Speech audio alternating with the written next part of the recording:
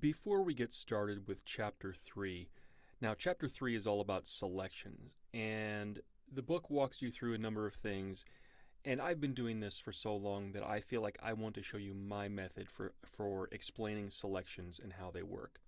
So here's a picture of our ducky. This picture actually used to come with Photoshop. I don't think it does anymore, but I will make it available to you.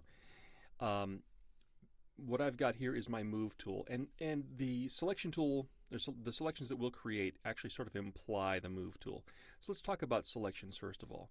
We'll start off here with the rectangular marquee tool, and actually there are 9 ways of, well, there's probably more, but there's actually 9 tools dedicated to doing selections, and that's these things here. Let me turn off my there we go. There's these 4, and there are these 3, and then there are these 2. Okay, so let me just do a very, very simple selection here, and explain what goes on.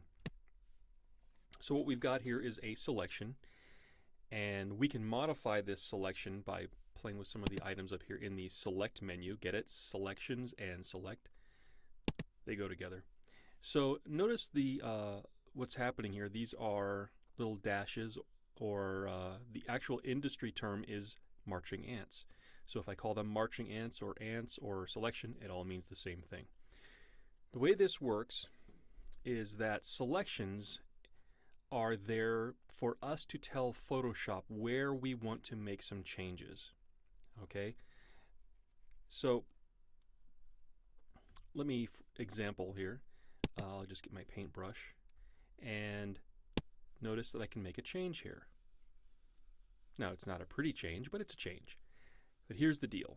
What this rectangle does is it marks off the area that's editable versus non-editable. And here we go. I'm going to go outside. Boom, I can't draw out here.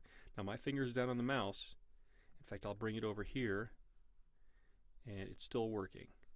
I can go off the path there and kind of move in and out, and it's all editable inside but not editable outside. In fact, it is protected, or as we say in the biz, it's masked off. Okay, I'm going to hit undo here, Command Z. That's your main thing. You have to tell Photoshop where you want things to work and where you want things to change versus the protected areas, the masked off areas.